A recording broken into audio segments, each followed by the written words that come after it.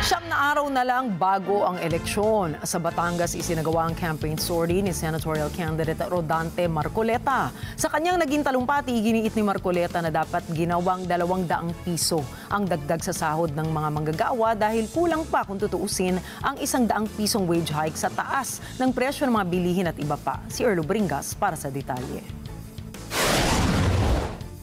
Sa nagpapatuloy na campaign sortie, 9 na araw bagong eleksyon sa Batangas naman, nagtungo si senatorial candidate Rodante Marcoleta para kamustahin ang ating mga kababayan. Sa naging talumpati ni Marcoleta, muli nitong iginiit ang pangangailangan sa pagkakaroon ng maayos na kabuhayan ng mga Pilipino. Sa ngayon, 100 pesos ang minumungkahi na across the board wage increase na nakabidbin pa ni sa Senado, pero ayon kay Marcoleta, kulang pa ito kung tutuusin sa sobrang taas ng bilihin at serbisyo sa ating bansa.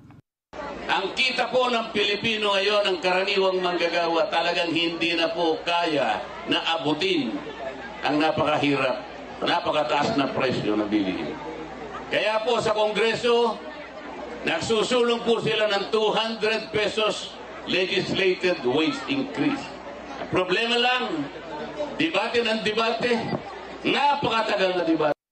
Giit pa ni Marcoleta, walang mangyayari kung patuloy na pagtatalunan ang nasabing mungkahi. Dapat anilang pag-aralan na itong maigi para na rin sa kapakinabangan ng ating mga kababayan. Hindi din solusyon ang patuloy na pagbibigay ng kabi-kabilang ayuda, kundi ang dapat anilang gawin, mapababa ang presyo ng mga bilihin, serbisyo at marami pang iba na patuloy na binabalikat ng mga Pilipino at para mapaunlad din ang bansa na makakatulong din sa ekonomiya. Sa Senado naman, ang gusto nila 100 lang per day. Sa totoo lang, kung talagang mabilisan lang, bigyan natin ng solusyon kahit papano, kahit panandalian lang, kahit na siguro 150 pesos lang kung tatanungin nyo. Para lang maibsan yung napakahirap sa damdamin ng isang karaniwang Pilipino. Erlo Bringas para sa Matanag, Agila, Matatag, Matapa, Matapa.